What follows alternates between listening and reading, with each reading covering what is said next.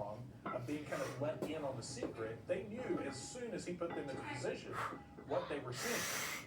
But the idea that they were being let in on it, even this very small part of the illusion, because even there they weren't completely seeing the whole picture, but they saw enough to get a pretty good idea of what was going on.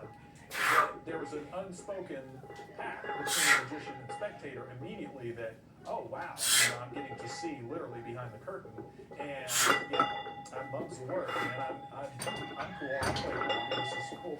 All those terms are being dictated by the performer. Now, where we get into things in the parapolitical world is when you start to see the way some of these events happen, and that was another thing that got me thinking about this. I dug out this book. This is Painful Questions, and I think I've reviewed this elsewhere on the channel. But this is one of the original books about 9/11. Excellent book, by the way. It also covers the relationship of 9/11 to some other events like the Kennedy assassination and things like that. It'll be interesting to see if, because I'm in or whatever, but the flow of the show is what protects you from scrutiny. Right about the time somebody's starting to go, hey, wait a second, that didn't look like it. They don't have that chance because you're already putting that out, taking something else out. And we say that a lot in certain events where right about the time somebody's starting to go, that doesn't seem right, then something else goes on that takes the attention to another direction.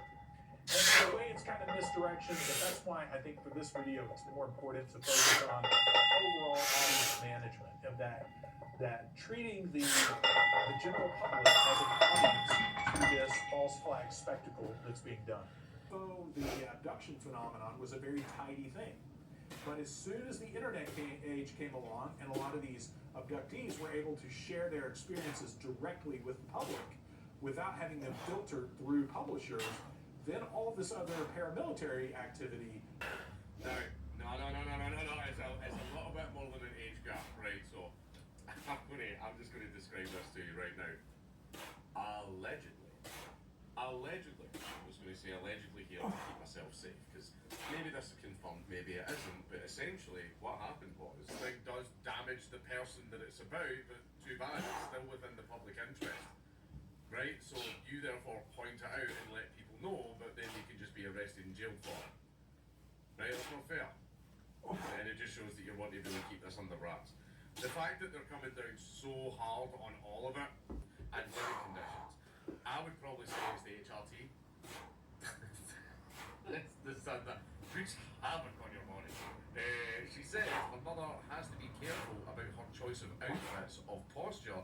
She knows perfectly well that her image will be used to back these theories. She looked like a much older man, and then that man tramped out, and French people are just like, you sissy, I committed several sexual crimes on my way to work this morning, like fucking, yeah. French people, I don't touch them. But anyway,